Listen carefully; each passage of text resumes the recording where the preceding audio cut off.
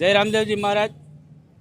આ દર વર્ષની જેમ આ વર્ષે પણ અમારા શ્રી પોરબંદર સોરઠિયા ધોબી સમાજના વંડી ખાતે અમારા પ્રમુખશ્રી, ઉપપ્રમુખશ્રી, મંત્રીશ્રીની અધ્યક્ષતામાં શ્રી ગજાનંદ ગ્રુપ દ્વારા ગણેશ મહોત્સવનું આયોજન કર્યું છે।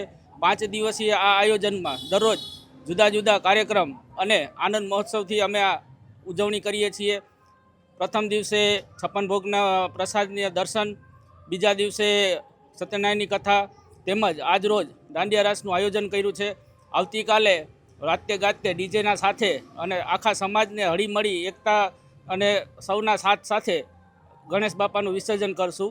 સાથે સાથે આપણા સમાજમાં જે રામદેવજી મહારાજનું મંદિર છે એમાં પણ ધજા ચડાવી છે અને સમાજનો ખૂબ જ સહકાર અને સાથ રહ્યો છે।